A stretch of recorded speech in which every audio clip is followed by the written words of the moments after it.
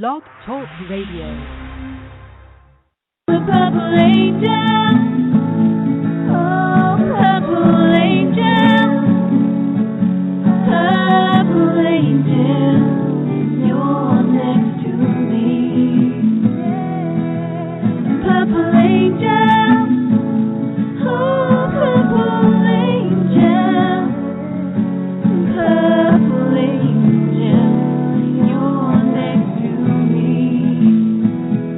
You're next to me. You're next to me.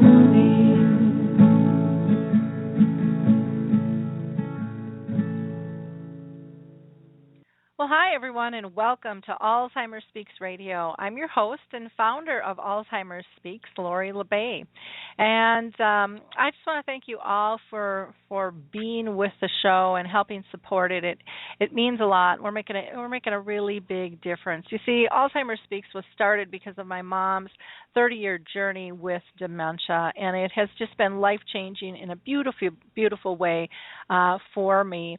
And so Alzheimer Speaks is basically an advocacy-based company providing multiple platforms to shift caregiving from crisis to comfort around the world. And so we have this radio show. We do Dementia Chats webinars, which we'll be doing one this afternoon. We have a blog, a YouTube channel, a resource directory, and we're all about raising everyone's voice.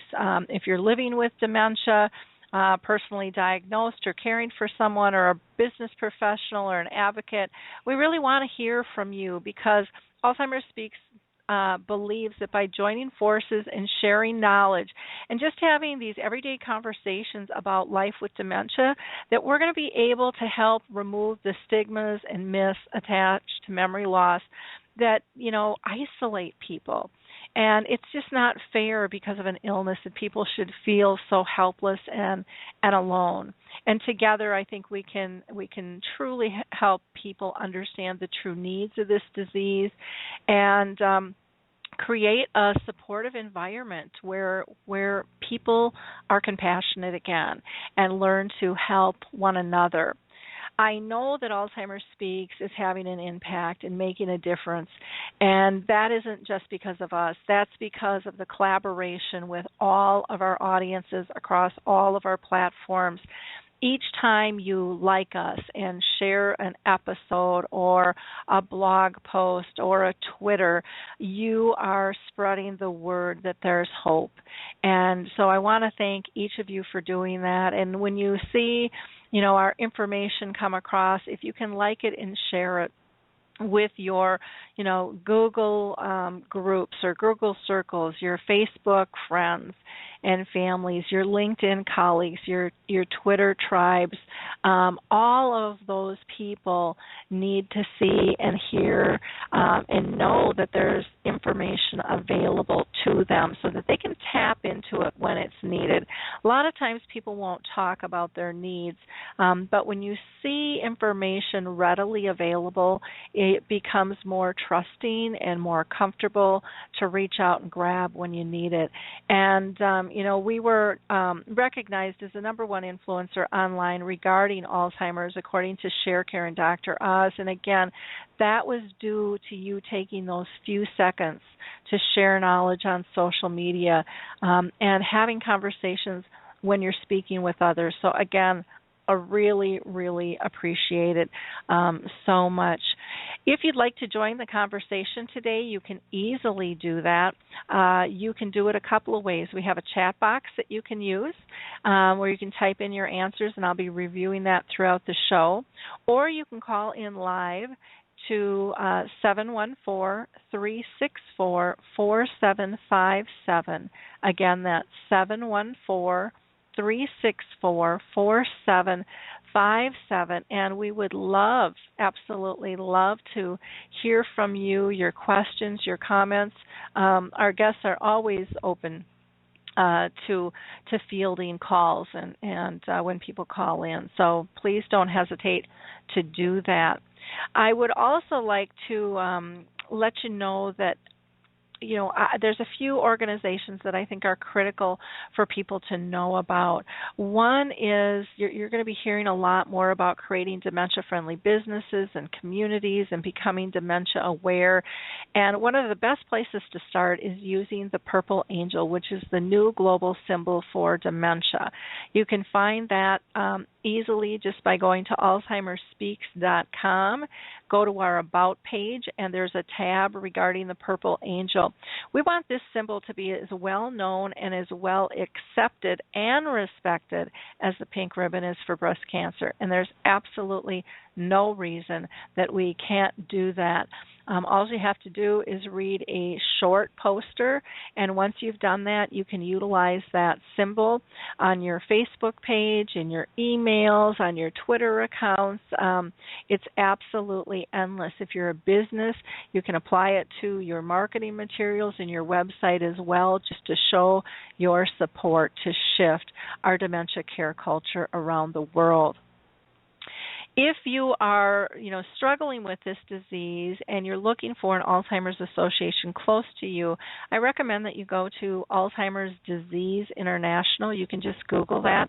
Or maybe you're looking for some research and global statistics and information. A wonderful, wonderful source. There you'll find out about the G7 committees, which is pulling 7 countries together to have a plan to attack this. If you're looking for home health and you happen to be in the Minnesota area, I highly recommend HealthStar Home Health. They actually have been certified as the Alzheimer's Whisperer program. I believe they're in New Mexico as well. And then a lot of people are starting to push away from the pharmaceuticals and are looking for a more holistic approach to the disease. And the Alzheimer's Research and Prevention Foundation has a lot of alternatives from meditation and research and exercise and food that can help you out there. So check out the Alzheimer's Research and Prevention Foundation. And then, some of our listeners may or may not know, but there's all kinds of different types of dementia. We're really not even sure how many. I've heard anywhere from 70 to 130 at times. So there's lots of different types. Alzheimer's is the most pronounced. But you are also starting to hear a lot about Lewy body dementia and frontal temporal lobe and vascular dementia. And the Lewy body and frontal temporal lobe each have their own national organizations. So check into that if you're dealing with those specific types of dementia. And then many times people will have problems with speech, which I seem to be getting a little tongue-tied here today myself. So the National Aphasia Association is a wonderful resource that can explain a lot of things that can happen when people have dementia. And then today we're also going to be having on Alzheimer's Music Connect on the second half. So I won't say a lot about them other than they're an absolutely fabulous organization with a new technology to heighten the engagement when it comes to music. Puzzle With Me is a great resource that has puzzles specific for adults that are easier to use, bigger sized, smaller numbers of pieces. And then the Jiminy Wicket program is also a great social engagement piece, which is a croquet game that can be used both for education as well as just great family fun or community fun. So let me go ahead and introduce our first guest today. Our show today is really going to focus on long-distance caregiving for the first half and then the power of music on the second half. And I am just so excited to have back with us today Lisa Hirsch. She is the author of My Mom, My Hero. And Lisa lives in New York and cares for her mother long distance. And she has been living with this role of long-distance caregiver for quite some time, and she is helping thousands of caregivers around the world through her book and her blog and just her social media presence. She's just kind of that support at the ready there. I was lucky enough to meet her last year. She invited me into her home for a meeting, and just one of the most gracious, lovely women I've ever met. Lisa's book has over 175 great reviews, and both her book and her blog have been, like I said, just a godsend for so many people who are struggling as their role as a care partner, especially long distance. So again, I encourage all of you who are listening to go ahead and call in as Lisa and I go ahead and start our conversation here. Lisa, how are you doing today? I'm doing really good. We have a nice, beautiful, sunny day in New York that's going to be 70 degrees, and we're into almost November, so that's great. Wow. We were like that yesterday. It's kind of dark and gloomy here in Minnesota, but it's not raining, so it's still okay. It's still okay. It is rainy or not snowing. Neither. And I'm hoping that holds out. That there's no precipitation for Halloween, so the kids can go out and have fun. That's always a good time to see them dress up and things. Lisa, can you tell our audience how long have you been caring for your mom? It's been probably a little over 10 years. Wow. That she's had Alzheimer. Yeah. And now you live in New York, and where does she live? Is she in Florida? She's in Florida. She's been in Florida for the last 20. She's from New York, where I really tried to get her to move up here, and when she was still able to know what was going on, she just refused to come. And since my brother lives in Florida, it was like would have been very difficult to twist her arm and bring her up here. So it's 10 years, and she's been living in Florida now about 28. Okay. Can you share with our audience what is it like to be a long-distance caregiver? For me, I was pretty lucky. My parents lived about 2 hours away for a portion of, this 30-year journey. Part of it was, 20 minutes away, and then it was 2 hours. And even 2 hours, there's a disconnect. I can't imagine being, so far away. What was that like for you?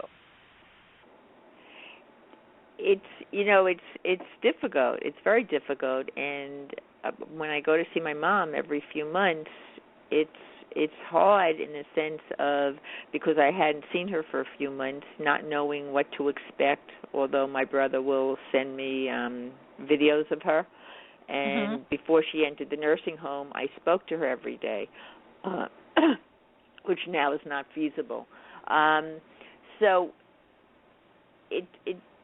I would leave from New York with excitement and a lot of fear, like a nervous stomach. And if she had a few, and I would be there for 3-4 days, and then once a year I would go for 10 days. So if I hit her when she was having some good moments, my trip was a little easier.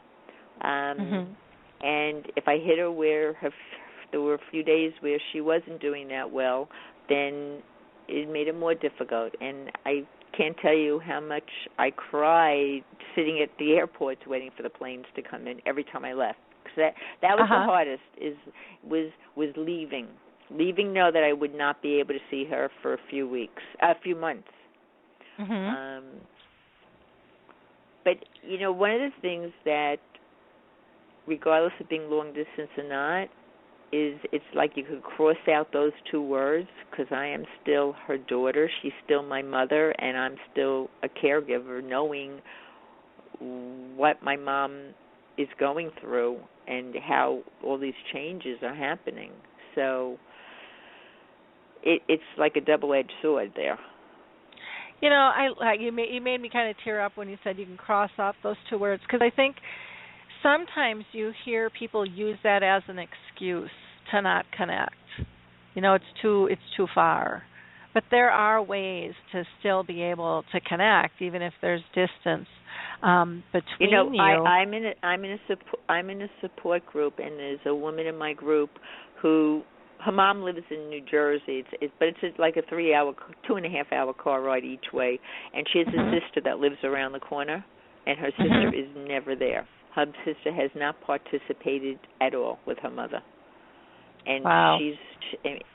I mean, you hear this with different siblings, that for me has made it not easier, but like if my brother did not live in Florida and I could not move there, my mother, I definitely would have brought her up here. I mean, she could have kicked and screamed at the time, but not the case. Yeah, it's it's a tough decision, and you're correct. There are a lot of people that live very close that don't come and visit. I mean, I had two brothers. One traveled internationally a lot, so it was difficult, and he still had kids at home. But the other one, wasn't working, and it could have easily gone, but just emotionally couldn't deal with it. Because there are painful moments that you have to go through when you love somebody at that level and when you're willing to care for them, and but you move through them and you appreciate those factors. I would imagine there's been times where you've broken down and cried, and I think that's just normal, no matter who we love, no matter who we care for. There's times where things can be painful and sad, and that's to me that's just part of the process. But what are I your cried thoughts every on time I sat at the airport waiting for a plane. And I looked around me, and then also sitting at a Florida airport, there are a lot of elders in Florida, and looking around and seeing people that still had their mind, thinking they were fine. They didn't.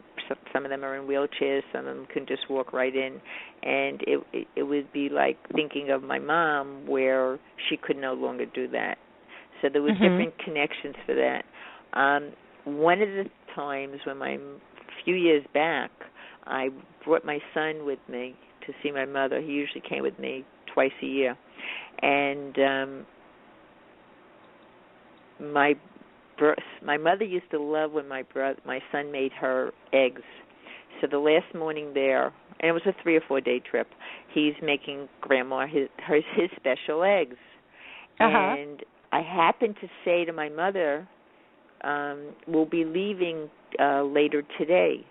And my mother became extremely expressive, telling us that what is she going to do with us leaving, and that she said, I am so depressed, I don't know what I'm going to do to be all alone.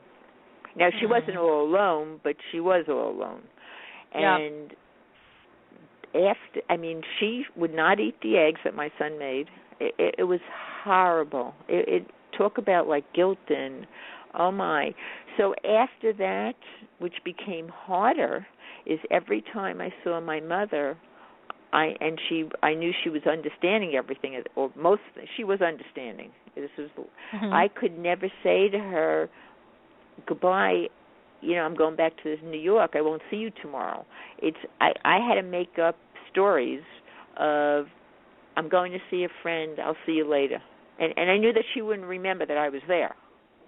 And even hugging her and kissing her, it had to be almost like a brief, okay, Ma, see you later, which for me was also, that was very difficult.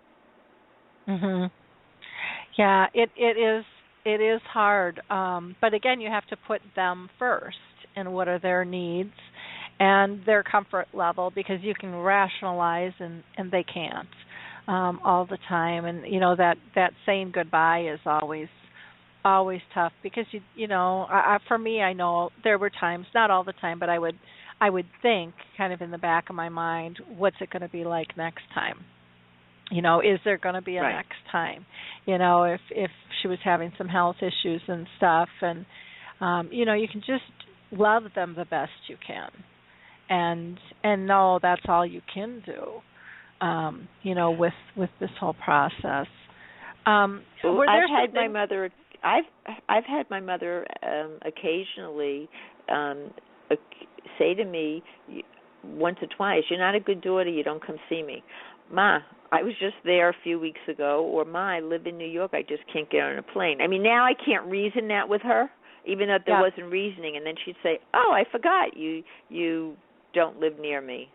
So, for that moment, and then, of course, whatever thoughts she had were out of her mind a few seconds later. But it hurt me in the sense of her thinking, why wasn't I there? Why wasn't I coming? So I think as hard as this disease is on our loved ones, I think the caregiver goes through many more emotions.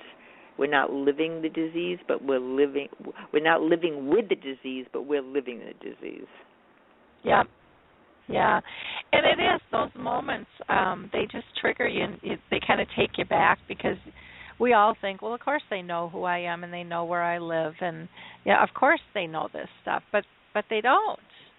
And so when when that happens, because it's not something that you always prepare yourself for, it just kind of, anyways, for me, it was just one of those things that I just found sometimes could take me off guard at times, and I'd have to kind of regroup for myself and look at things a little bit differently, so that I wasn't kind of hurt and wounded, because it's real easy to get hurt and wounded, and to not feel good about a situation that's occurring, and just knowing that your relationship is more than a name or a date or an accurate memory.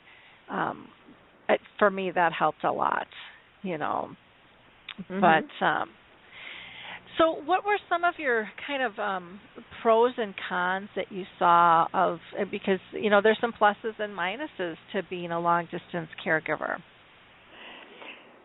Whoever's listening to the show that lives near their parent and or spouse, my heart goes out to them in the sense of, I think, because I've been able to keep a lot of my cup's half full, not half empty, being thankful. My mom's still alive, and whatever I have left with her.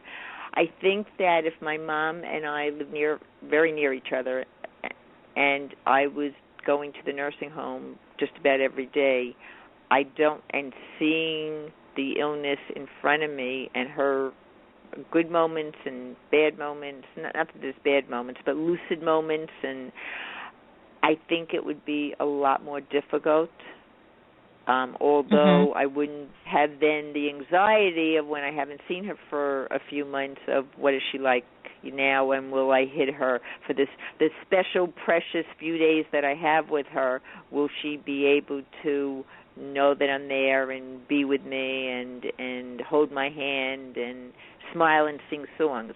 So it's like a catch-22. There's pros and cons, to both sides of it. One of the things so on my blog now, I just hit over 100,000 views, which was like really exciting. And many yeah. And what you said was, I write, and that's the other thing, being a long-distance caregiver. It's not pro and cons, but I write because it helps me deal with my feelings of being a long-distance caregiver, of frustrations. But I have so many people that write me and thank me and for what I've written and what I've shared, and it's such a valuable feeling knowing that you're making a difference in other people's lives. But I have had a few, I don't want to say the word, this is a con, the word saying that I was personally attacked, but I have had some other caregivers, and I actually had one in my Alzheimer support group that yelled at me and said, "What do you know? You're a long-distance caregiver," because she sees her mother at least once or twice a week. They live, she's in a nursing home nearby. And that always, and I've had a few people write me, well, what does she know? She lives so many miles away. And that, Lori, that has hurt, like sticking a knife into my heart, because she's my mother. I don't care if I lived over in Europe. Yep. It's my mother who I love, and I see what's happening to her. And it's your feelings for the person, the family member, whether you're a long distance or you live there, is all the same. Yeah. So that's the one thing, and it's like I would then write a blog post in regard to that.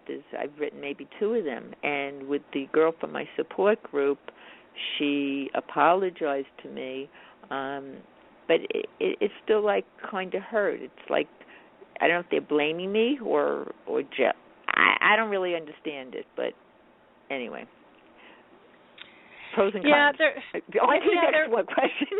Yeah. Well, there is kind of a discrimination, and a separation of who's who and how do you care, and and like we said earlier, some people are much more attentive as long distance caregivers than they are, just living down the block or in the same city, and so how you care really. Or how much you care or how much really is irrelevant in terms of where you're located. It's in your actions, and staying connected. How did it work for you? Because I was kind of a control freak, so when my mom and dad were up at the lake and 2 hours away, I still kind of coordinated all the doctor's appointments and things like that, and I would, run up there for that. And I know you've got a brother that lives there. How did you communicate with physicians and stuff? Because I know that can get really complicated for people. Well, not just physicians. So my mother went into a nursing home. This August was a year. So up until she went in there last August, I spoke to my mother every single day. There wasn't a day that went by. Even when she had a UTI and she was in the hospital, there was a phone. There was never a day I didn't. As far as the doctors, my brother would take her to all the appointments because she couldn't drive anymore. And as far as we had someone with her maybe just 4 hours a day, but he would do the food shopping and he would, oversee that her house got cleaned. And then as she started to worsen, we increased the time with the caregivers. The thing that's very interesting with all this is, so my mother now, since she's in a nursing home, there's no phone in her room, but if there was a phone in her room, she wouldn't know to pick it up, or if she picked it up, she would never hang it up. And she's not sitting in her room. She runs around all day in a merry walker. And if I called her room, I wouldn't want to wake her. So, but there's no phone in her facility. But I called the nurses, the station that's on her floor. It's a few doors from her room, every single day. And I know all the nurses. And it's usually, once in a while, they used to go get my mother and bring her back to the phone. And then I started to realize she was really agitated. She didn't want to hold the phone; it hurt her ear. She didn't, and they'd be pulling her from wherever she was. Cause she runs around the nursing home, this Mary Walker. It's wild. If she's not in bed, that's all she's doing is just circling the halls and stopping and talking to people. So I stopped having them get her to the phone. So now when my brother goes once a week and it's a cell phone and she's not holding it and he has it on speaker, he calls me. And so I talk to her. So now with the nursing home, I'm even trying to find out, because he told me her hair is dirty. We're paying to get it washed every week. Why isn't it happening? So I still stay very much involved with the nurses and will take care of things that way. But this is really interesting. So my brother was, he had not seen my mother. My brother was in the hospital for about a week. He's fine. And then he had a trip planned to New York with his wife. They had their plane tickets, and he was coming up, and he came up. And we were at my house having a holiday dinner. This is last month. And my brother says to me, "How's Mom doing?"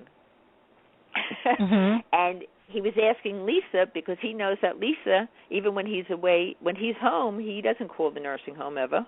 He goes and sees her twice a week or once a week. So I speak there, so he knows that I always know what's going on.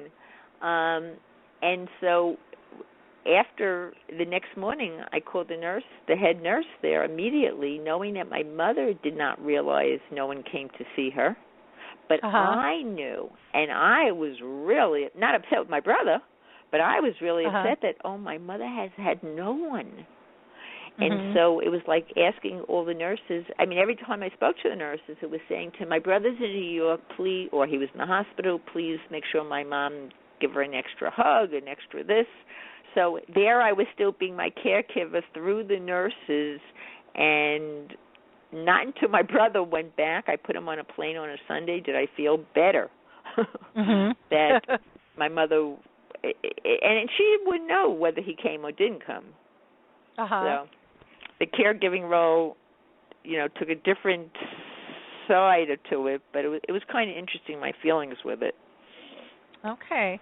Well, that's interesting, and it's nice though to be able to have your brother in that location. I would imagine that that's just been a huge relief in terms of being able to help, because there are families out there that struggle where their parents don't want to move back or won't move close, and the kids can't, and they're really doing it alone. So to have that other family member, there's got to be, I would think, a huge relief in terms of helping out with communications. And for me personally, if he wasn't there, which I said earlier on our conversation, she would have came up here. By the time she got to the nursing home that she never wanted to go to, and she made us promise she would never go, she didn't even know that she was there. So she would have, I would have flown down. My husband brought her up here, which is also in New York City, and on Medicaid, pretty difficult to get in here. There are waiting lists because they want them only in Alzheimer units, and since people are living so longer, if there's 20 beds, I am still on a waiting list on one right near my house. This has been for the last, I did it before she was ready, so this is probably about 2 years ago I put myself on a list. So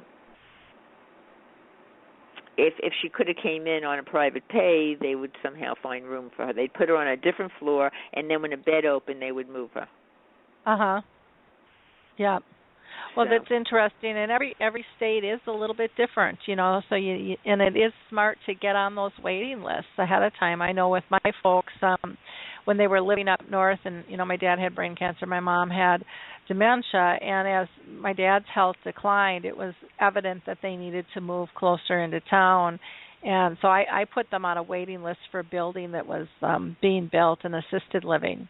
And they had no idea that I did it. And people go, how can you do that? And I said, because I know it's coming, and I want to be prepared. And so when the time was right, and I mean, it was almost kind of a God thing when the opening came, and it was perfect timing. And, my dad said, well, I'll do it for 6 months, but it's not going to be permanent, and then it was permanent. They still ended up going back to the lake, which was a year-round home, but they just didn't live there year-round. They had access to it, and they went up there a lot, but their home really became, the apartment here in town, which was much, much, much safer, And I think people have to realize, too, that, sometimes our parents don't want to do that, but they have to know why we need this. It really is a comfort and helps us sleep at night too, because they don't want us to worry typically. And in your situation where you said your mom really wouldn't have known, but you also knew that the greater good, if your brother wasn't there, would have been to be close versus to have her down there alone. Yeah. And at that point, she would have had to have a lot of medication to bring her up here. At the point, I mean, unless I would think of a plane over a long, how am I going to in an ambulance? I mean, not an ambulance, but like it's still a 24-hour if you drive straight trip. So if the plane's late, whatever discomfort she might have, but I knew that she would have to be drugged to do that. Yeah. So there was a lot of considerations, and also because my brother and I did talk about that, of my mother's always cold, and, like now, like today, she could go, they could take her into the garden. It's her body wasn't used to the cold weather in New York, and so even if something's being heated, there would be less time for her to be able to be in the fresh air. Although when I take her out in the garden, she really wants to go back into the nursing home. So, well, but I know she's getting fresh air, and the birds are chirping. Good. We've got a question here from a caller, so let me pull this caller in. I'm not sure, but I think this is Harry Urban. Harry, is this you? Yes, it is. Can you hear me? I can hear you. Now, for those of you that don't know, Harry is a huge advocate of dementia, and he actually is diagnosed with it, and he has a Facebook group called Forget Me Not. So, Harry, do you have a question or a comment? Or? I do. Well, first of all, I just want to say hello to Lisa. I have so much Hi, Harry. Hi, how are you?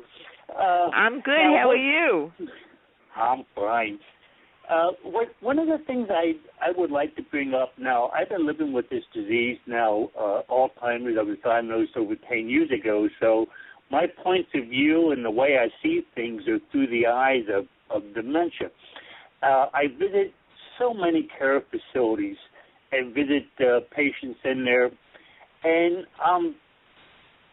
I'm overwhelmed by why we don't use technology for long-term or long-distance caregiving. Now, I know everybody says, well, they can use a computer and stuff like that, but you know what? Technology is changing. I want to see the care facilities have Wi-Fi installed so somebody can be visiting somebody in a facility with an iPad, something like that, and they can use a video chat. Now, so many people say, well, when you're in a care facility that you don't have the motor skills or whatever to use a computer, things like that. But a simple thing like a telephone, using FaceTime on a telephone, even though the person can't, let's say they can't speak, they can't do anything, they're looking at the phone. And I'm telling you, many times, tears came in my eyes when somebody bent down and kissed the phone. So it's so nice because you can use FaceTime, you can see somebody, and even though you're not verbally communicating, just the visual is enough to let that person know that they're not alone. I think that's fabulous. I never thought of that, but in my particular case, my mother has macular degeneration, so we, through these years of her having it, it wasn't even like to keep in her memory or to help keep in her memory to show her a picture of her only grandchild. She can't see the pictures. So, but as you're speaking about that, Harry, it's like that is like fabulous idea. I mean, I was thinking of like Skype. If someone at the other end, if a nurse or someone at the other end could, like the facilities have the Wi-Fi, they can, and the call came in, it would be fabulous. If you set up times. We used that when my mom was actively dying, and I was down in Arizona, and we used FaceTime, and it was incredible. When I left, and my mom was coming to me in dreams telling me that I wouldn't be there, that I needed to speak, I needed to stay on the mission, and that she needed to pull my family back together, and so I was not to be there when she died because I take care of everything, and it needed to be done different. My family needed to be more involved because I think it was because there was so much guilt because they hadn't been there. And so I was gone, and I had prepared myself to just be able to communicate by phone. But my daughter, my young daughter, called me and said, "Would you like to talk to Grandma by Facebook? She's taken a change." And so here I am in baggage claims at the airport saying goodbye to my mom again by FaceTime. And it was incredible to be able to communicate with her. We did a visual by phone where they held the phone and I could be part of it, and I could guide my family. I could talk with my mom. I could lighten the situation or, give my family some hope or kind of a virtual hug even, as well as connecting with my mom who, was actively dying, so she was really kind of more comatose state, but yet she could hear me. I was able to participate in the last rites, sitting out in the parking lot, 30 minutes before I had to get on stage. I mean, I was able to see her last breath. It was such a gift. It was, and I, who am pretty technologically savvy, didn't even think of it. I just didn't even think of it. As your daughter did. It was my daughter, and it was like such a gift. Plus, I think it really helped my family because they were struggling with why wasn't I there? Because that was always my role. That's who I was, who I've always been. And so it was really kind of strange. And so I think it gave them comfort for me to be there because I just played that role in the family of leader in the pack, And so it was very, very interesting. But how it this all. Is interesting. I'm sorry. No, you're fine. Okay, so is Harry still on the phone? I think yes, so. I am. Well, he can hear. Okay, so in my mother's facility, I was down there in August, and we made her 90th birthday party, and this gentleman who I had seen come around, I saw him in the nursing home many times, and I saw him doing crossword puzzles, and I was always wondering, because my mom's whole floor is people with dementia, why was he there? And I got to speak to me because he came over for cake, and he was there because his wife was on dialysis, and they just put him on this floor. And I went to the head of nursing because he was telling me that he misses having a computer. So I went to the head of nursing, and I asked them, is there a way for them? Couldn't they contact Dell? They would donate an old computer. But nothing ever got done. My brother said to me, you should go call the nurse again. And he has no children, so no one could be his advocate. And it's like what you're saying in a perfect world with the Wi-Fi. It's great. It would be wonderful. But it's like the only thing I must say, I'm at least thankful that she's in a facility that I feel she's getting as best care as possible. So maybe there's not the Wi-Fi, but that's not a small claim to feel that your parents getting really good care. Yeah. Yeah. Yeah. May I jump in? Yeah, please do, Harry. There's no excuse why somebody can't donate an iPad to a facility. And have a facility have an iPad? Now, the iPad, the screen is 10 inches. The iPads come with FaceTime on it, and you can dial in and dial out from the iPad, and it's not like somebody has to use a little phone to see somebody.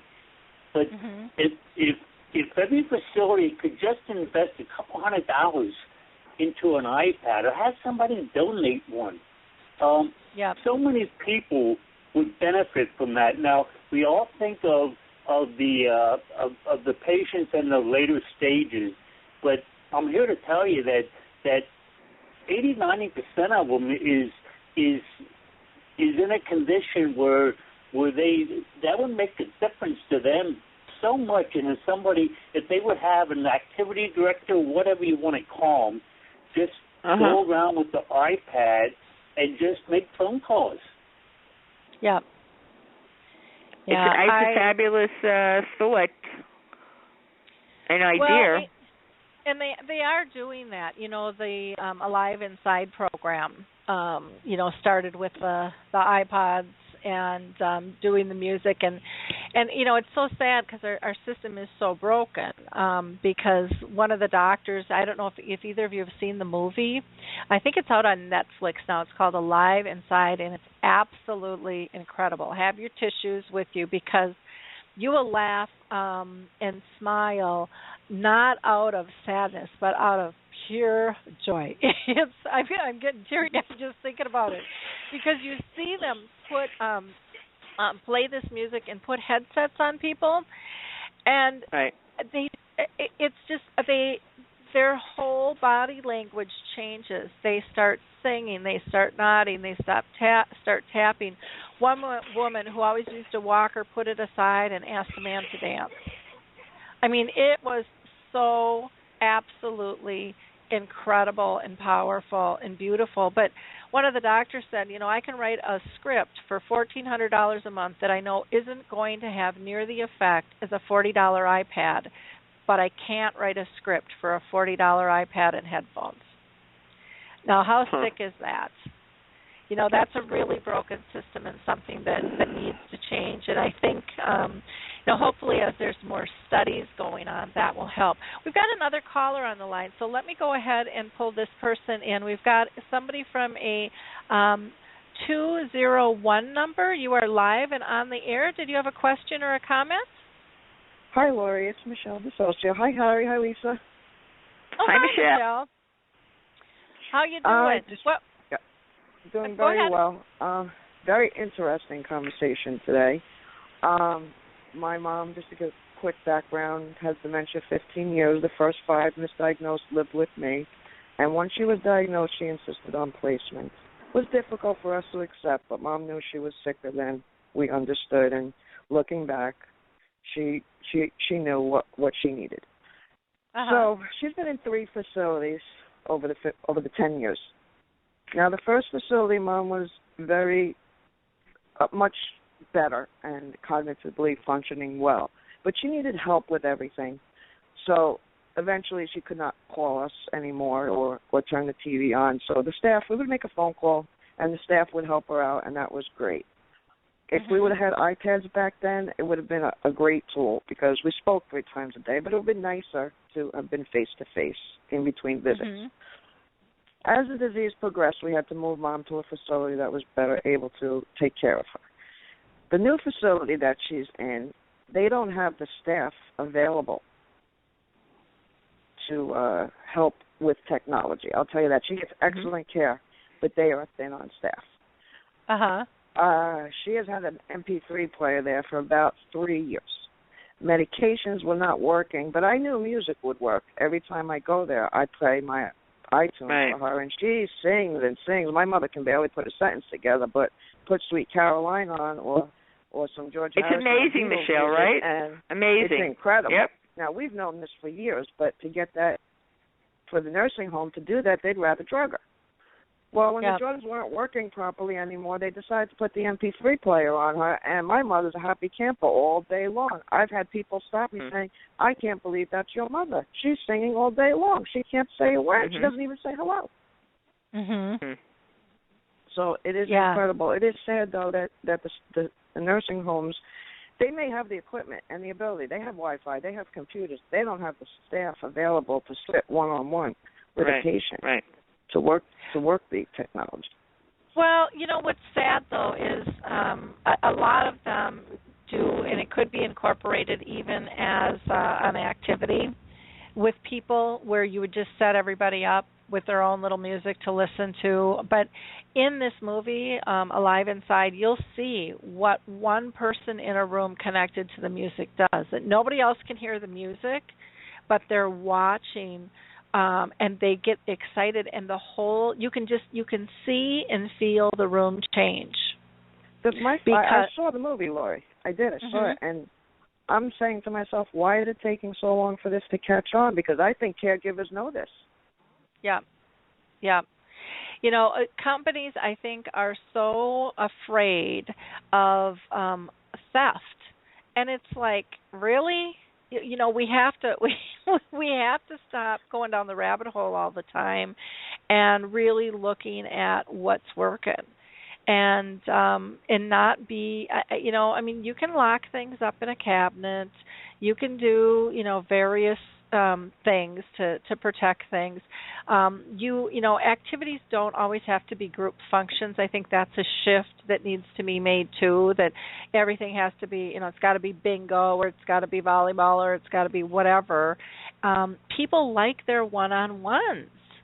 And, you can have intimate conversations that, they're not viewed as conversations, or they're not viewed as activities. And they really are, because an activity, to me, is about engaging somebody. And I'm going to pull Harry in just to see what his thought is.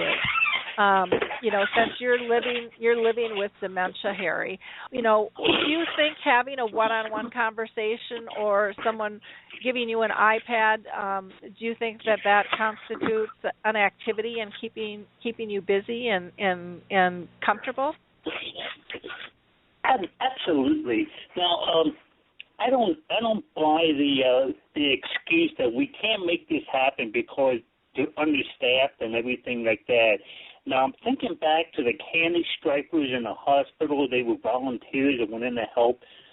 We as advocates have to promote the idea of having volunteers go into these care facilities with their iPads and help the patients in there, that the residents living in there, use the iPad. There's no excuse why we can't have a set of volunteers to visit these facilities and do this.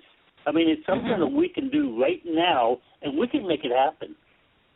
Yeah, I agree. What are your thoughts, Lisa? I just came yesterday from the annual New York City Alzheimer Association, and my thought I felt like, Harry, I totally agree with you, and my thought there's so many things. We can't stop trying to advocate for this, but it's like they're talking about how much money we need to find a prevention for this. They're talking about needing, Harry, $2 billion when we get funded $400 million. So it's advocate, and you can't stop, and you got to go. And it's like right now is like, for me, I feel like a frustration, and we have to keep going ahead. But there's so many things that's needed. So I right now, for me, given, I know when the nurses when I stopped asking to get my mom to the phone, they would call me back when they found her. And if they had emergencies, they didn't call me back. I'm just so thankful that the facility she's in is pretty depressing looking. It doesn't smell from urine or anything, but it's like an old building, and the rooms are, whatever. But I am so thrilled of the care that she gets. So, yes, we could advocate, and we shouldn't stop having dreams and trying to make things better, but what priorities should the nursing homes have? If they set up Wi-Fi, but the patient isn't getting good care, how do you can want it all, but reality-wise, can it all be? Yeah. Well, I think, a lot of what I see when I go around to different places is the lack of creativity, the lack of belief that things could be different. And it saddens me, and that's kind of one of my jobs, one of my missions when I go out and talk with people, is to try to instill hope and change, and to get people to try things out of the box instead of being stuck in this pattern of, oh, woe is me and we can't do it. I mean, there's, like you said, there's absolutely no reason that we shouldn't be able to coordinate more volunteers. There are people that want to volunteer. There are kids that need credits. It'll look good on their college resumes that want to volunteer. There's Boy Scouts and Girl Scouts that, for projects could volunteer. We're just not tapping the resources there, and if there was a true volunteer coordinator, but again, so many of these companies, they worry about liability and all the what ifs, and I think we've lost our faith in one another, that we can be good people, because we hear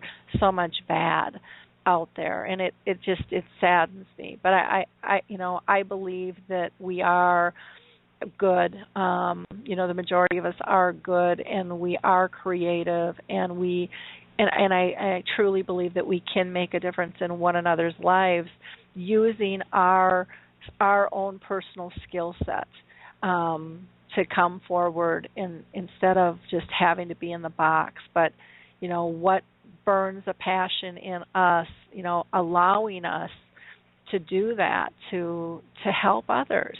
Because I think if there's a passion, there's a reason and there's a need, not only for ourselves so but Lori, for others. I volunteer at the Alzheimer Association, and I also, where I mentioned before that my mom's on a waiting list in a nursing home that I'm not bringing her up to anymore, but I didn't release her name. I did some volunteering there. And I did it also and told them I wanted to do on the Alzheimer floor. And there was a piano player that came on Tuesdays. And they gave me some different choices of what I could do. And I wanted to be involved with that, so that's what I did. And it was with also the thought of, well, maybe if I volunteer here, maybe it'll help me get my mother in. So there was a thought with it. But they're set up on their own programs. And one was for me to take them down, help bring them down to like entertainment. It was all with like they have things that they do in the nursing home. I don't know, like with all what they're trying to do and their fundings and limitations, how much more, even if someone came in and said, I want to volunteer and I think this is a great way. I mean, unless you get a nursing home that's so advanced in that kind of thinking, it's a fabulous thing. Maybe it just needs to be done individually. That's the way, individually. Yep. That's what I had to do, Lisa. I had to keep pushing with the music for Mom because we've saturated the medications and they weren't working. And I had to keep bringing in the aides and the nurses and the administration and show them what the music was doing for my mom. And it finally clicked. And they threw the medication out and they put the iPod on her. And they saw it for themselves. So I was told, and we left my mother, it didn't matter if it did. They told me, don't worry, it's not going to get stolen. And I left her we made a bunch of CDs, show music. Because my mother also is like your mom. I mean, she knows all these words. It's like amazing. And they said, oh, no, don't worry. It's not going to get stolen. And it's still there over a year. But it didn't matter to us if it got stolen. It was a $70 machine. But there was no one that I don't know if they put it on when they're getting her dressed. I mean, I would think the aides would enjoy listening to it also. But when she first was there, she was losing weight, so they put her on hospice for 6 months. And when I had the personal relationship, able to speak to the hospice office, and they would be with her a few hours a day, she was unbelievable. She had the iTunes on her own iPad. And she would go, she said, I've been doing this with my patients anyway. So, and I don't even know what to say with that. It was like, well, right, why would this be implemented with everyone? I mean, this was just a younger girl that, for whatever the reason, saw that music, or she liked the music. Maybe it made her job nicer. And well, and I think it does. It calms everybody down. I can't believe this hour has gone so fast. Lisa, what's the contact information do you want people to have for you? What's the best way for them to go ahead and get a hold of you? I'm on Facebook, so if you befriend me, or either through Alzheimer's, My Mom, My Hero, that page, or under Lisa Hirsch, you can just send me messages, and I write everyone back. Wonderful, and that's really nice because not everybody does respond, and so that is just a wonderful thing. We talk about all the not negative things, but the things that we could make better, right? Or frustrations we go through, and also some joy and happiness with things. For me, it was like falling in love with my mother. So we didn't talk about that today. But so there's some nice and some sunshine spots on this. But the other thing is like with you, Lori, Michelle, Harry, and people from all over the world, I have made, in our world, so many friends and connections of people. And that's such a supportive community. It's poof, I'd love to get my mom not to have the illness, but out of her illness, other doors have opened, and so, yeah, I anyone that writes me, I mean, I'm not Dear Abby, I don't have any answers for anything, but I'm here for them. Well, and that's a beautiful thing, and a lot of times we don't need the answers, we just need to be heard.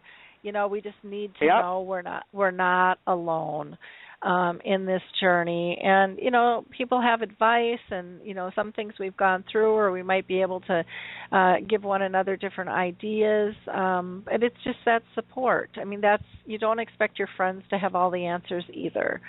You just want to be loved and accepted and appreciated and understood. And I think what you said, the word, understood and heard. Because we are all in this together, and we all do understand. It's like if you never had a bad toothache, and someone has a really bad toothache, you really don't understand. But any of us who have been affected by this disease, with a capital U, boy, do we understand. Yeah. Well, thank you, Lisa, so much for taking time with us today. And don't forget Lisa's book, My Mom, My Hero, and her blog as well. You can reach out to her on Facebook, or you can go to Amazon to get her book. It's fabulous read. It'll be a great resource, and I think a lovely comfort for people as well. So you have a wonderful week, and again, thanks for spending this hour with us, Lisa. And Lori, if it wasn't my mother, you would be my hero. You are fabulous. Your commitment and you are. But sorry, my mom's staying up there. You thank you for who you are. You are an inspiration to everyone. Oh, thank you. Love you, Laura. Have a good day. You. Love you too. Okay. Bye-bye. Can't wait to hear the music concerts now. Okay. Yeah. Bye-bye. This will be great. Yeah, I'm staying on. What a wonderful segue that we actually have for our second half of our show. But before I introduce our next guest with Alzheimer's Music Connect, I want to just go over some mid-program highlights first. But this was just a perfect conversation. So I hope everyone will stay with us, because we'd be more than glad to filter some calls and things with you as well on this second half. I wanted to just let you know that, our last radio show, I was out traveling, so I just did a pre-record with Naomi File. It was a replay on our validation program, and that's just, Naomi is just really one of the leaders in the industry. She's been fighting this battle for really all her life. She grew up in a nursing home because her dad was an administrator, and has just done amazing work. If you ever get a chance to see her speak, I highly encourage you to check out Naomi File. She's got some great books and videos. Probably one of the most famous is her one with Gladys, who is in her end stages, and she gets her to sing within 3 minutes. Again, the power of music. Our next radio show will be next Tuesday, and we're going to do open mic, and we're going to be talking with Molly Meyer. She's with Mind's Eye Poetry, so that'll be a fun, creative show. And prepare any questions or comments or conversations that you'd like to have about dementia or caregiving, because we're always open to hearing. We also didn't do a dementia chats again last time because of my travel schedule, but we will be doing a webinar this afternoon. It starts at 3 p.m. Eastern Time and 2 p.m. Central, 1 Mountain, and 12 o'clock Pacific. There will be a notice that goes out, but again, you can go to alzheimerspeaks.com, go to our About page, click on Dementia Chats, and you'll have the information right there. On the blog, I'm just going to highlight a couple of articles. Our intern, Michelle, wrote one called Willing to Help, which is really interesting. We also pushed one out called E-Neighborhoods, which is a new study on remote health monitoring systems, and that is basically for people in Minnesota in the Twin Cities area, but I wanted to get that out. I also wanted to just give a high-fi to two of my friends over in Australia, Fire Films and Starlet Lodge, Corrine and Colin won Best Film titled Your Voice, and it's an exceptional film about person-centered care and the why, the question of the why that we have to start asking. So it's just absolutely fabulous. You can also see that on the homepage of AlzheimerSpeaks.com.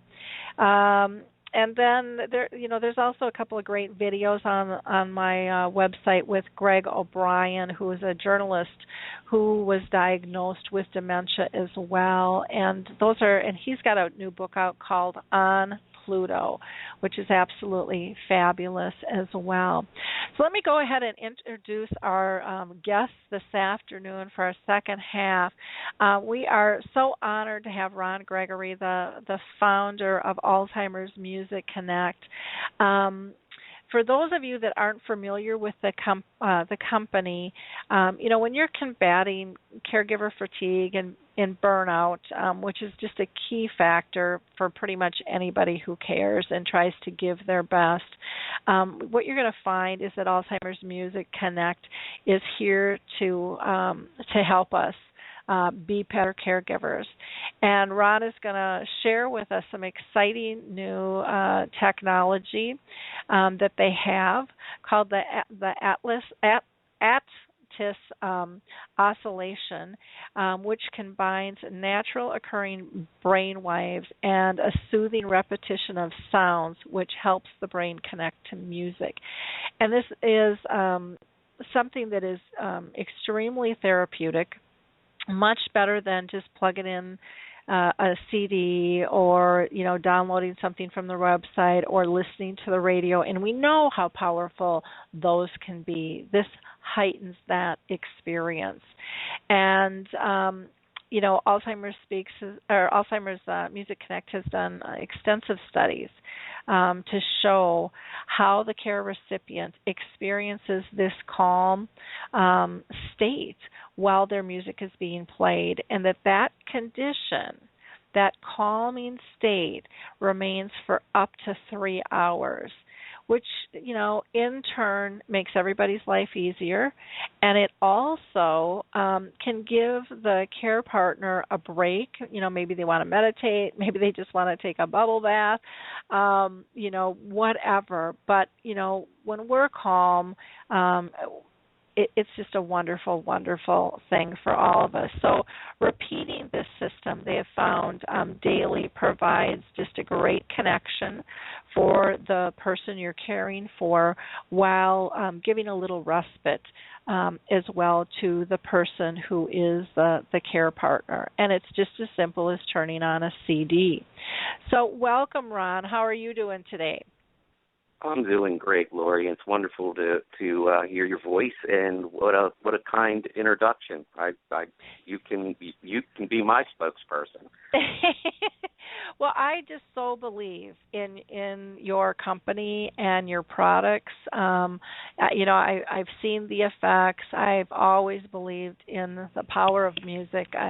I've utilized it with my mom, and I just can't say enough good things, and so I'm just thrilled to have you on the show with us, to be able to share, what's going on. I'm also going to go ahead and introduce a singer and songwriter who is on your new CD. Vanessa Campagna was 10 years old when she was chosen out of 24,000 kids who appeared on the CBS Star Search. So some of you may be familiar with Vanessa and don't know.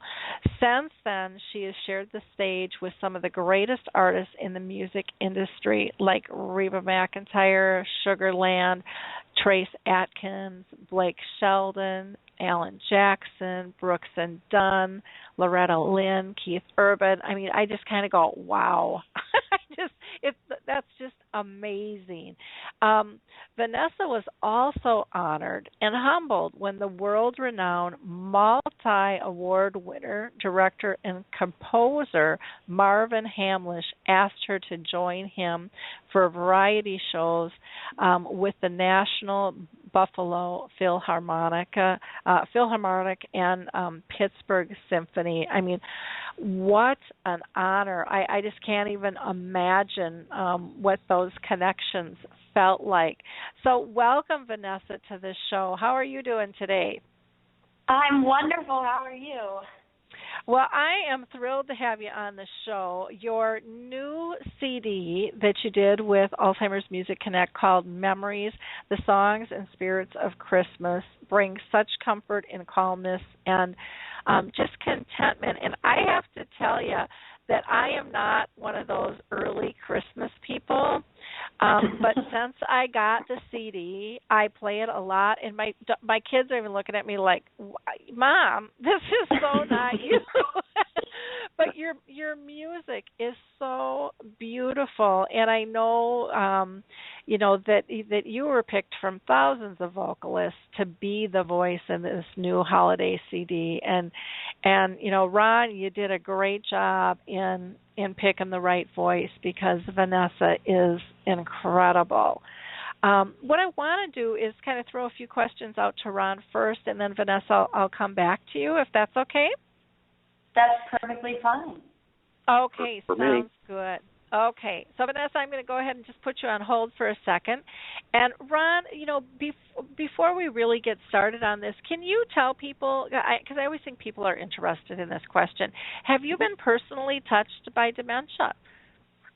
Well, actually, I have, and it's really the reason behind the formation of Alzheimer's Music Connect was the fact that my mom was diagnosed with disease. Now it's been 4 years, and I had a career in the music industry for 30-plus years, and obviously gravitated towards music almost immediately as a way to keep her connected.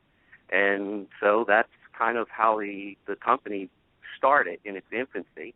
I was able to convince multiple partners that were medical and caregiving professionals to get involved with me and figure out the secret formula, because I wanted something that would be more than just turning on the radio or playing an old CD of some oldies or something like that for my mom.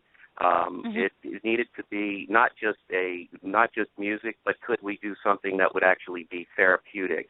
And we were able to develop the Altus oscillation process that you mentioned earlier, which we've shown through EEG testing and field studies that it actually has an amazing impact on the listener, particularly the Alzheimer's patient that's, being tested. You can actually see their brain patterns change. So it's very, very exciting to know that not only have we taken music, which obviously is, by just your previous guest and what you believe and feel, is powerful in and of itself, and added this, if you will, secret sauce to the music that makes it even more powerful. And so the results are just, fabulous to see, and particularly to see a reconnection on a personal level with my mother when the music is played for her, and how she'll move from being fairly non-communicative into talking about things that were events in her life when that music was, and as you know, music memories are formed between 8 and 20 years old. So you've got to have the right music, not just any music. Yeah. Very, very true. And, we did some videos with my mom in music and, have those on YouTube and you can just see the joy. I mean, even in her late stages, she just kind of wakes up out of that cocoon and just smiles and her hands start going and she starts forming the words and just everything about her changed. And, when you can bring joy at that level to somebody, I mean, it's such a gift, and it's such a gift to observe, because I think we get so busy we forget the power of music and the simple things we can do to really have an impact, a powerful, positive impact on somebody's life. And like I said, I'm just so excited about this. Yeah. Can you tell us in layman's terms, what is this patent pending technology that you have and how and why does it work? Well, if I tell you, then that story I'm going to have to hurt you. But the really what the secret behind it is actually quite simple, and that is that we all have various brain waves that are electrical impulses that are happening in our brains, throughout our life. And the four most well known are ones alpha, beta, theta, and delta waves. And so what we do is individualize those particular waves to stimulate the brain, trick it, if you will, into picking up on the waves that we want the brain to connect to, which would be the ones like an alpha wave that causes a calm but connected effect, or delta that can serve as kind of a relaxation and move someone into a sleep stage. So it's a formula that mixes those different brain waves and then takes the universal mantra, ancient kind of sound of Om, which is supposed to it's kind of thought of as this universal sound that brings man closer to God. And we use we put these pieces together and then mix them underneath the music bed itself at a level that is at or just below the threshold of hearing. So while the brain is picking up these calming effects, you're actually not capable of hearing them. A musician like Vanessa would probably be able to pick it up because she has a perfect ear. Person is, though. That's why she's a great artist, and I'm a record guy.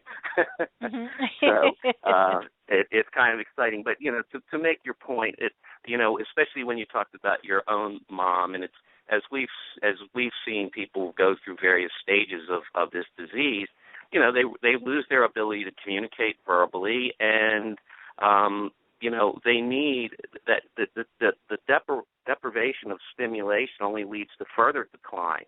And so there's a risk that happens that as the disease progresses, that the Alzheimer's sufferer actually gets less stimulation, not more, and what they really do need is more stimulation, and it has to be the right kind. It can't be just turning on the TV. And how many times have we walked into a home or into a facility where the TV is blasting game shows, but that is not stimulation to these people. You need to tap into those remote memories that people have, and those are preserved in the past. And that's what we're trying to do, and I think all of your guests that have spoken about this subject, including your own comments, that what you're looking for is something that stimulates those most well-preserved memories and brings them to the forefront, and then that makes the care recipient more capable of making connections and completing thoughts, and then you're having those shared moments as the caregiver with the care recipient, because I don't care if the subject matter with my mom is talking about something that happened 50 or 60 years ago. It's the fact that we're talking and she recognizes me and it puts it into a time context for her. And that's the most important thing. Yeah, I agree. I definitely agree. Now, one of the things that I wanted to ask you was, why, with this technology, because you have lots of different CDs out there, and maybe you want to talk about just the variety of them, but then roll into why did you decide a holiday CD? So maybe tell people a little bit about some of the other music that you have as well. Sure. Well, we started out with a big box set, if you will, which is 6 discs, and that covers music that goes from big band through vocal standards, through some instrumental favorites to light classical. It also has a DVD which was produced by Teepa Snow, who many of your listeners would know through Positive Approach. And Teepa's a firm believer like you in music. And so we partnered up, and so she's provided this disc for us. Then we did, and this is how I met Vanessa, was we decided to do a kind of a sing-along record, if you will, that covered gospel and some folk tunes that spanned, decades through to, the early 60s. But these are all songs, that are well known to everyone.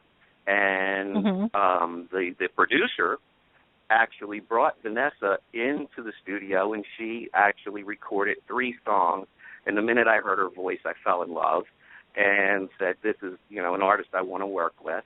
And the next move was, and actually the producer, I said, I want to hear more of her voice. And he sent me some tracks that she had done, Christmas songs. And it was just a couple of songs. And I said, why can't we do a Christmas album? It's the perfect kind of memory. Everybody has positive memories of Christmas somewhere in their life. And so that's how the record became part of our catalog of product. And I couldn't be more thrilled than to have Vanessa as an artist and be part of this, because every radio person and professional that I've played this for says the same thing. She doesn't sell herself, she sells the song. And the song has such emotion in it that only adds to the impact that it has on the person who's listening to it, in this case, the Alzheimer's patient, care recipient. Yeah, I agree. She's just a very, very she has a beautiful tone and but fun, uplifting. But you can you feel the music because she feels the music, and that just embeds it even more. And utilizing the holiday spirit, I think, is something great, because again, we all have those embedded memories, and what a great way. And it's a perfect gift for someone to buy too. Not only can it calm them down, but just add joy. And it's not just for the person with dementia. It works for all of us, and it's something that we can share together.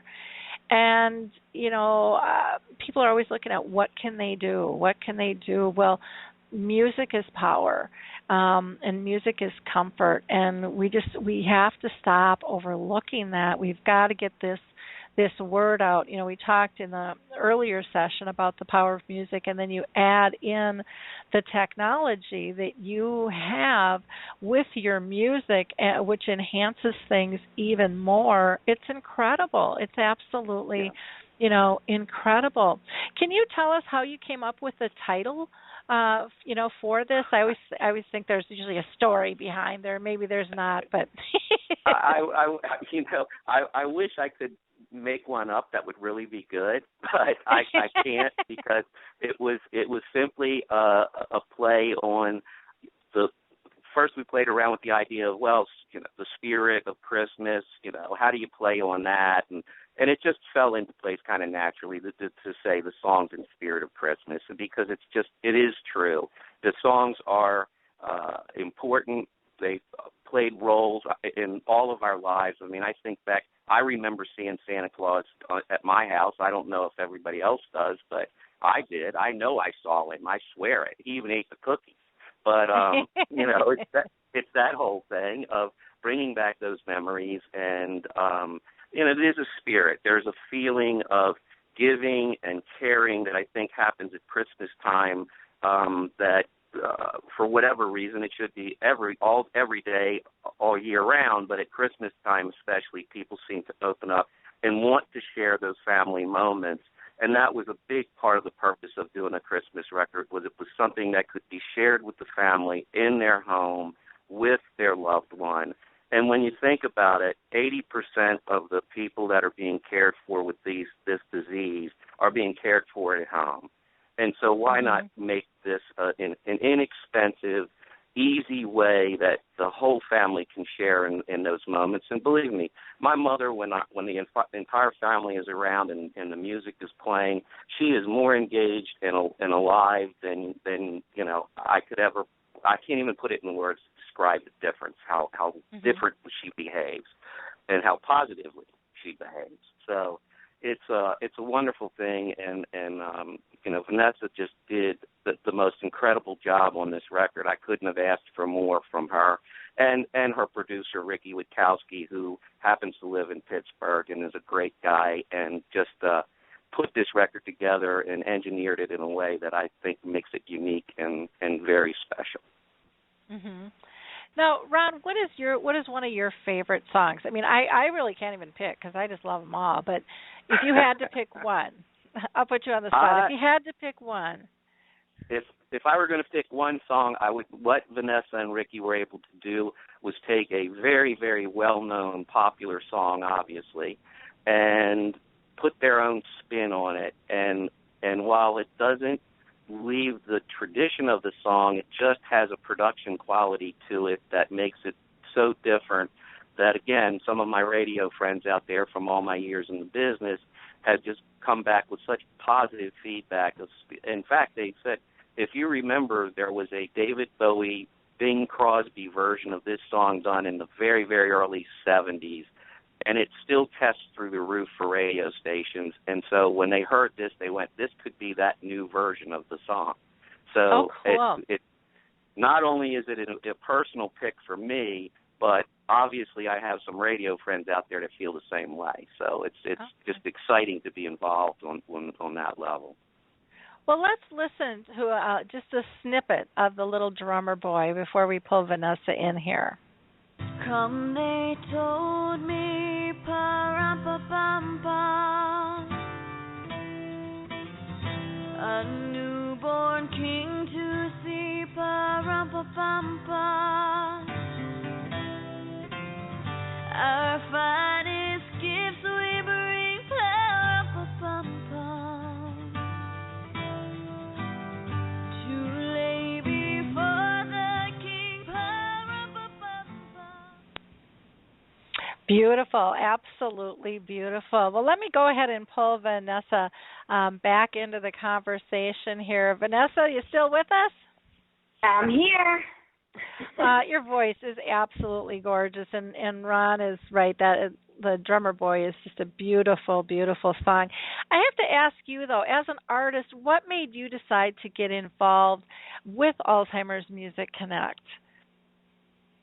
Well, honestly, I do have experience with this disease as well. My great-grandfather is in the early stages of it, and so I see, what it's doing to him and also what it's doing to the family, and, we're with him all the time, and it's so hard to be there and see him going through that and, see him struggling with that. But it's actually kind of interesting because he comes from the old country, so he came over from Italy, and he speaks very, very, very broken English.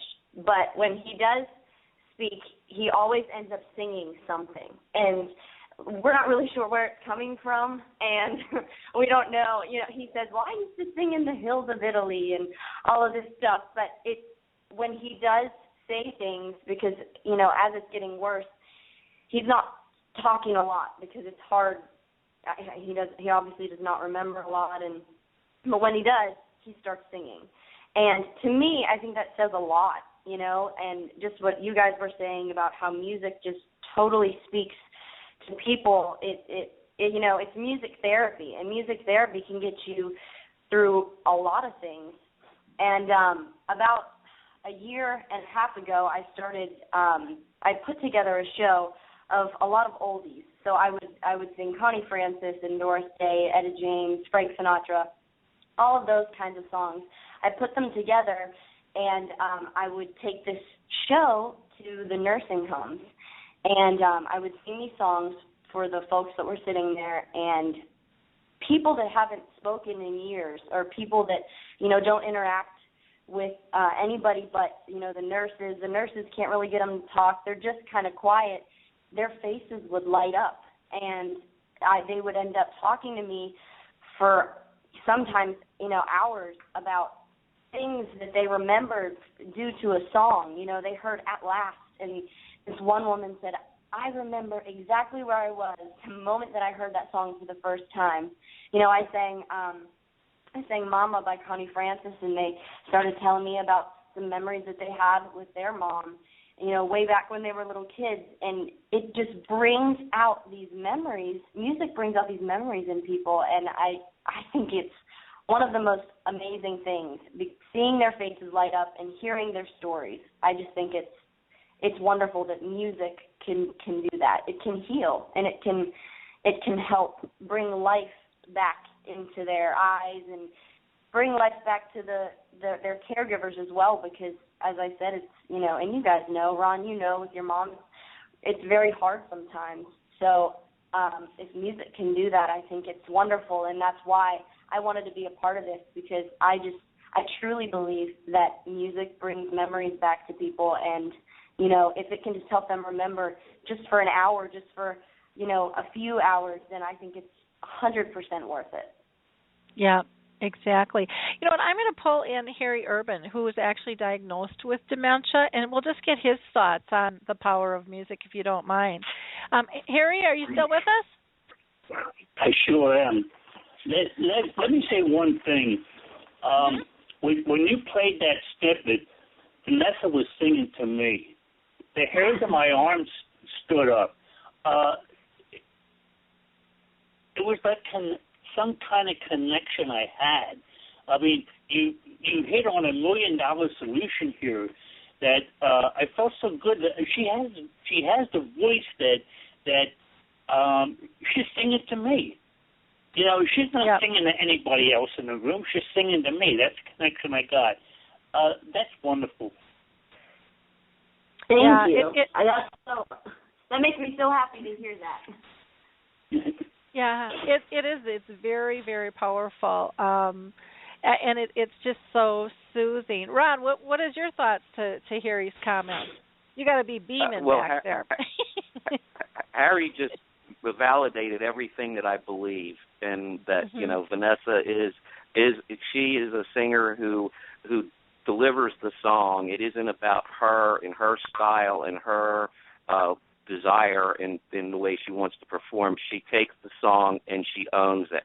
And to hear Harry say that he felt like she was singing directly to him, that's the feeling that I think Vanessa does in her music, and certainly it was the very thing that I was looking for and feeling when I asked her to become involved with this. So, Harry, you just made me a very happy man.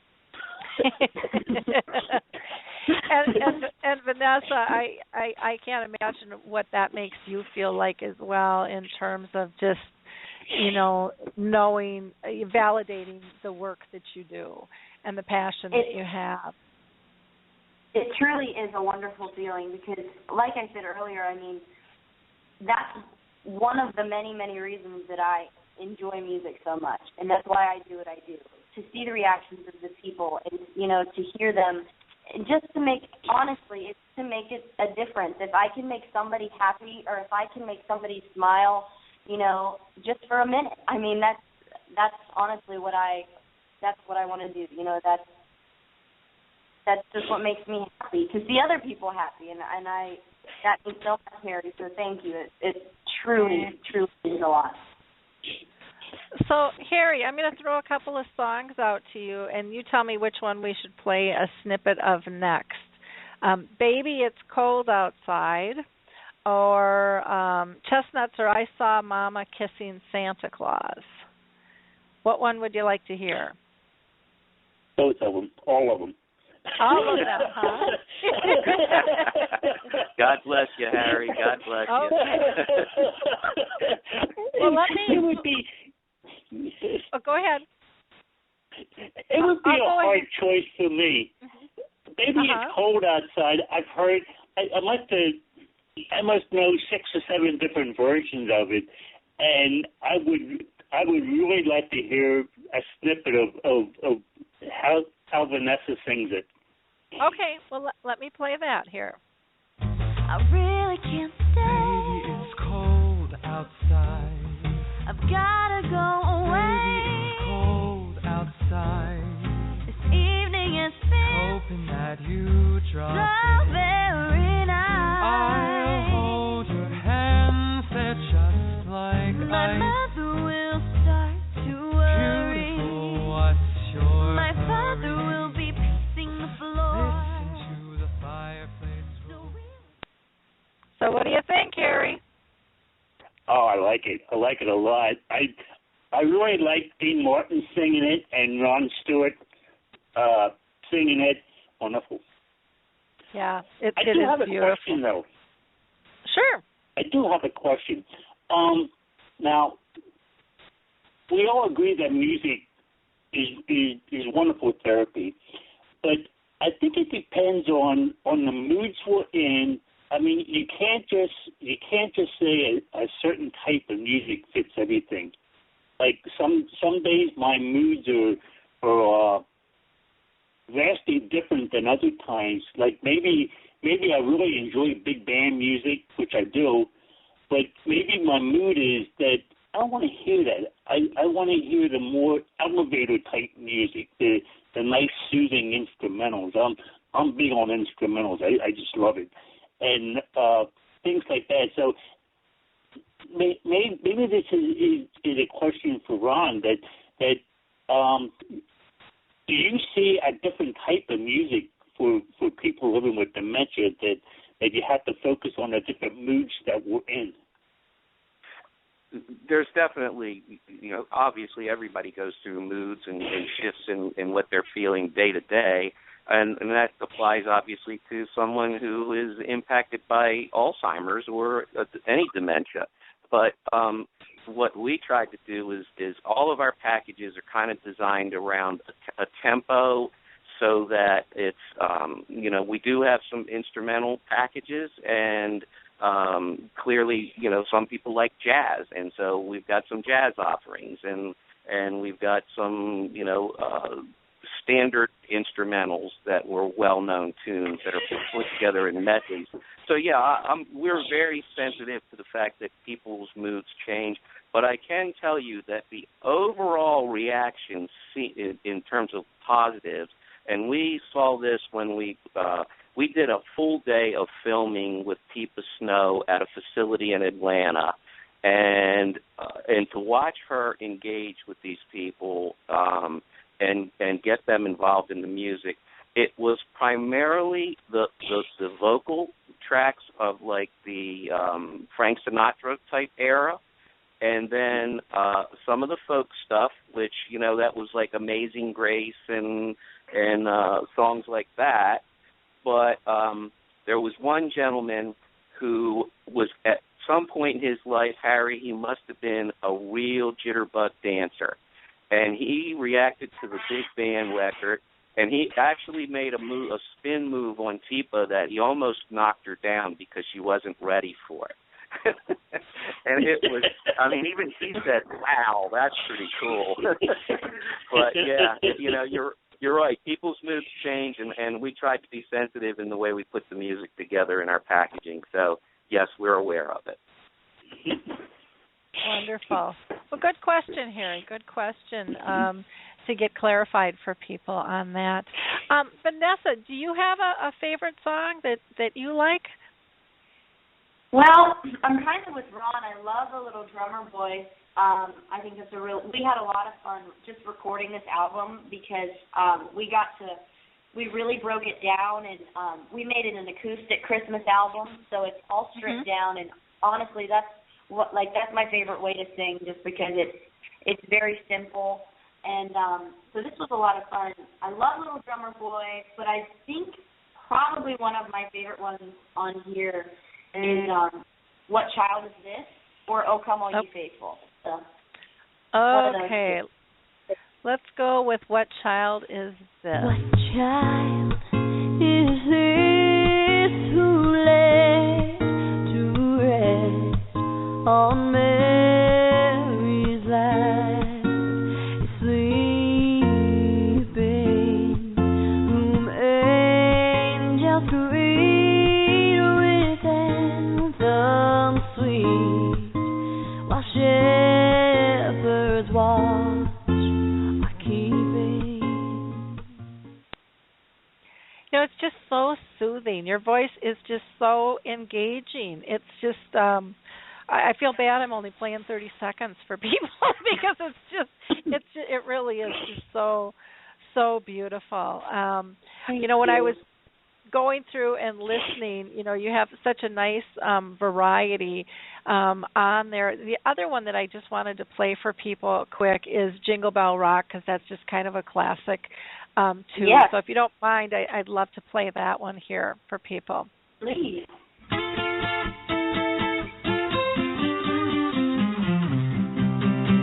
Jingle bell, jingle bell, jingle bell rock. Jingle bells swing and jingle bells ring. Snowing and blowing up bushels of fun. Now the jingle hop has begun. Jingle bell, jingle bell, jingle bell rock. Jingle bells chime in jingle bell time. Dancing and What another beautiful, beautiful song.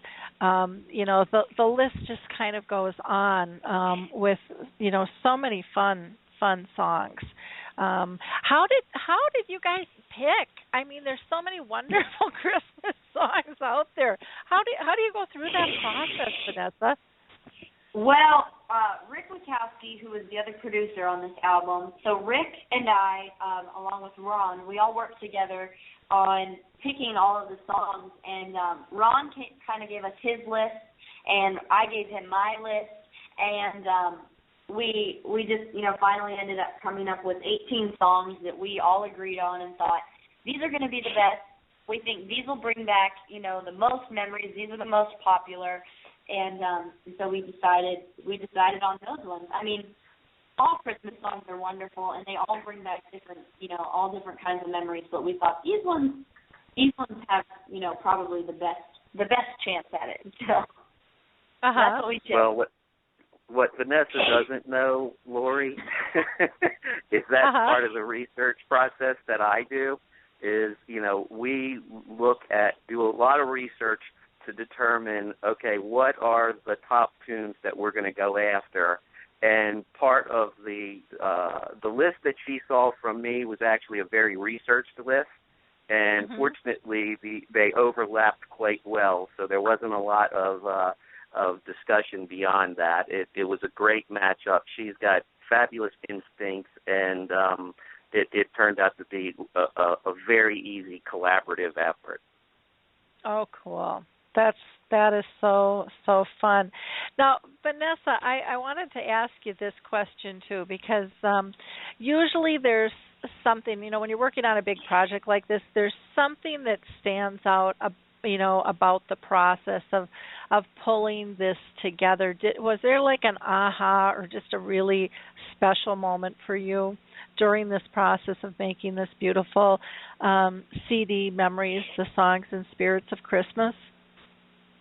Well, you know how you were talking earlier about how you're not really a big fan of Christmas songs before it's time? Well, my Christmas season started in July because I was, you know, recording this album and we were doing all of this, but my Christmas shows actually start in, you know, early September, October. So people start getting ready for Christmas very, very early. And there are all these craft festivals, and I actually showed a couple of these songs that were on the album just to test them out, just because I wanted to see how people would react to them. And when I sang a couple of these songs, you know, people would come up to me and they'd be like, oh, my goodness, can I get that somewhere? We know it's so early still, but we want this. Is there going to be a Christmas album? Is there going to be, someone download this? And so, I said, well, yes. And I explained to them about Memories, the Songs and Spirits of Christmas, and I told them about the process and all about, Alzheimer's Music Connect, and they were just like, this is so exciting. And then they, a few of them actually had said how they have family members with Alzheimer's and dementia, and how they were so excited that to try this method. So that was kind of the moment for me, and I was like, this is going to be great. This is really going to be awesome. And so I wasn't, when Ron told me about all of the successes, about Alzheimer's Music Connect, I wasn't at all surprised when he told me about the amazing effects and how people were just reacting to this version of therapy. I mean, I just think it's wonderful. So when I had that confirmation and when people were like, yes, we love this, I was just like, this is going to be wonderful. And I'm so excited to get this out there and, hopefully make a difference in these people's lives. And I was so happy that Ron asked me to do this. So thank you, Ron. And it's been so wonderful working with you in this process too. So it's a lot of fun. The feelings are mutual, believe me. It's been, Lori, I have to tell you, you're a great partner and advocate for not just for us and what Vanessa and I are trying to accomplish, but for music in general and keeping people abreast of the power and the use and how simple the process can be. It does not have to be difficult. It can be quite easy, and the results are so overwhelmingly positive that's one of the messages that I think sometimes gets lost. Of it doesn't take a big effort to make a big difference. Mhm. Well, and it's really true. So many times we complicate everything, and we make it, like it's got to be hard. And there are just wonderful, wonderful things that we can do to have a huge impact that don't have to cost a ton of money, that can be multi-purpose, and we have to stop overlooking them. We have to stop digging so deep and just slow down and go, what brings people joy? I mean, that's really as simple as it is. What brings people peace? What gets them calm? What can help change their mood? And music is just something we all use pretty much every day in our life, and we don't even realize we don't realize the power behind it. And, once we accept that, we can embrace it, and then we can really incorporate it into helping people, that are struggling. And it's just sad that we don't do it more. It's sad that, in our earlier conversation in the first half of the show, we were talking about the iPods and the Alzheimer's a live program, Music Alive, and how a doctor had said, I can spend $1,400 on a script, but I can't write a script for $40 for music. Right. And it's just so silly that we are not incorporating things that are truly working and can help benefit people. And the only way that's going to change is if we all, get on our high horses and start talking about this and pushing for it. We're in a state of crisis with budgets right now. We have to be more economical, and music is very economical. It's very powerful. It's very purposeful, and it affects everybody. If it's staff, if it's family, if it's the person diagnosed, it just has that ripple effect within us, and so we have to. I'll do everything in my power to help spread the word, of Alzheimer's Music Connect and this beautiful, beautiful holiday CD. It's just absolutely incredible. Vanessa, do you think that you might have some interest in doing more music with Alzheimer's Music Connect, using their patented technology to help people with dementia? Oh, I would love to. Like I said, this whole process has just been so fun and enjoyable for me, as well as Rick Witkowski. We spent many hours in the studio, picking songs and we did our own versions of these classic Christmas songs, and even the songs on Memories in Song, Brightening the Dementia Journey, that, I sang Que Sera, Alleluia, and What the World Needs Now is Love. Those were my 3 songs, and we kind of did our own versions for that too. So it's been an eye-opening process for me as well, and it's just been so enjoyable. So I would really love to be a part of more albums. Like I said, I just want to help out, and if my voice is lending that little push to help people remember and to bring joy back into their lives, then I'm in. I'm 100% in. Cool. Well, I thank you both for, all your hard work in terms of coordinating and pulling this all together. I mean, I know I've never done a CD, nor would you want to hear my voice on a CD, but I can only imagine. I can only imagine the work that goes into being able to produce something like this and get this out in such a timely fashion for release too. It's just truly, I think it'll be a blessing for so many families.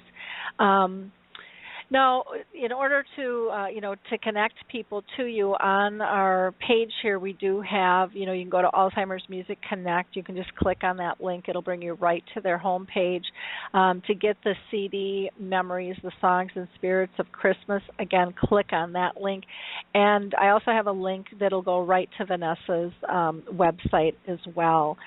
So, I would highly encourage people to get this CD. I don't think they'll be disappointed at all in terms of the quality of music, the joy that it brings. And like Harry said, it's like she's singing to you personally. And there's just such a connectiveness in your voice, Vanessa. It's quite beautiful. I'm going to play. I'm going to pick one last song, and I think what I'm going to do is play Silent Night, because that, again, is just another one of the classics, and we've only touched on a few of these, but let's listen to Silent Night. Silent night, holy night, all is calm, all is bright, round yon virgin. Wow, beautiful. Beautiful song. Harry, I'm just going to pull you in and see if you have any last comments or questions. We've got about 10 minutes left. Yes, I do. You have to change the name of the CD. That's not a holiday CD. That CD I'm going to play every month of the year. It's not the holiday, it's not the Christmas songs, it's the music that I love. And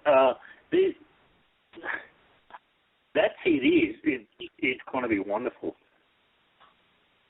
Yeah, it's really beautiful, really beautiful. Well, thank you, Harry, for joining us and adding your comments. They're always so powerful, and it's nice to hear someone's thoughts who actually has the disease and how what's their perception of this. And so hopefully that will help some of our listeners too, in terms of, again, believing in the power of music. So Harry, thank you again for participating in the show. And people can catch Harry at Forget Me Not on Facebook, or just Google Harry Urban. He's all over the place doing amazing work. A man with dementia on a mission to make a difference, and he is. So wonderful. Thanks, Harry. Thanks, Harry. Thank you, Harry. It was a privilege. It's a privilege. I can say for everybody speaking with dementia, thank you, because you have given us so much joy, and that's what we need. Well, thank you. That's exactly what we were going for. Well, that's great. Ron, any last comments that you have? Anything that you'd like to add? Well, first, just, thank you so much once again for reaching out and doing the things that you do and helping spread the word of Alzheimer's Music Connect, and especially for introducing Vanessa to an audience that may not have had an opportunity otherwise to meet and to learn about what she's doing musically. And, none of the people that are involved in this are selfish people, and we tried to price this disc to be an affordable, not only just for families, but also potentially for gifts for people. So it's available through our website, and as you said, you can link right through Alzheimer's Speaks, and it's less than $20. And I think for $20, it could do a lot of good for a lot of people. Yeah. Oh, I believe so. And again, it's a perfect holiday gift for people, or if you're just having a party and you want some background noise, background music. Listen to me. It would be. I wasn't going to correct you. I couldn't believe I said that. I really feel.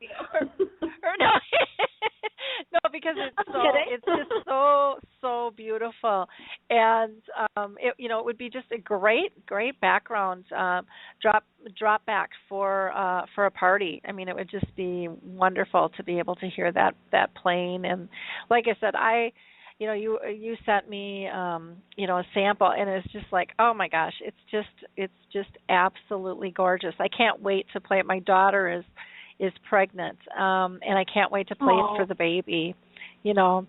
It's just powerful music. So again, thank you so much. Well, Vanessa, is there anything else that you would like to add and say to our audience at all? Well, I just want to say thank you to you, first of all, for having me on and like Ron said, introducing me to your audience. This has been so enjoyable and so wonderful, and you're so easy to talk with, and it's been really great. And Ron, you've been amazing working with, and I'm so excited to work on some more stuff, with you and also with you, Lori. So thank you very much. And like you said, if you don't have the disease and you just want some music, you can grab it and hopefully you'll all enjoy it. So thank you so much for having me. This has been wonderful. Well, good. Well, thank you both, and you're doing amazing work, and I hope the CD is a great success, because it is absolutely incredible. Thank you. It's very touching. And Vanessa, the contract's in the mail. Thank you. Good. Yeah, we want that next CD, and you let me know when it's done. Yeah, for sure. Right. Well, you guys have a great week, and again, thank you both for all you're doing. Bye now. You're very welcome. Bye-bye. Thank you. Bye. So again, you can go ahead and get their CD. Just go ahead and click on the links on the radio homepage, or go to Alzheimer's Connect, Music Connect, and or you can even Google Memories, the Songs and Spirits of Christmas. Same with Vanessa. Her link to her website is right there. So please feel free. Again, I just think it would just be a beautiful gift for someone, or maybe just yourself, And then don't forget about Lisa Hirsch, who was with us earlier, her book called My Mom, My Hero, a wonderful book, a story of a daughter and a mother and kind of a newfound love that they found on this journey through dementia. Lisa also has a blog and is on Facebook, so she's always available if you need. In closing, I just want to say again, if you found this show informational and powerful, please share it, with your Google circles, with your Facebook friends. Go ahead and email it out. You can even embed it into your website. The goal is to let people know that there are resources out there, that they're not alone, and we're here to support them. Until next time, try to focus on progress, not perfection, when you're engaging with somebody with dementia. And remember the 3 simple things that your memory chip tool guides you with, and that is, are they safe? Are they happy?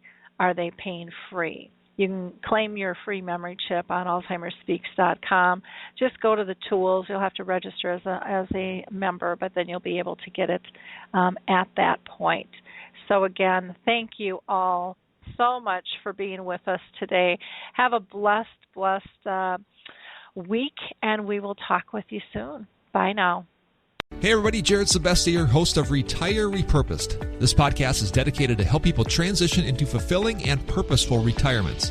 Retirement is a big life change. In fact, the two most dangerous years of a person's life are the year they were born and the year they retire. Few people can just flip the switch from working a career 30 or 40 plus years, retiring on Friday without methodical steps to living what we call a repurposed retirement. To listen now, search Retire Repurposed on your favorite podcast platform, Senior Resource, or Life Audio.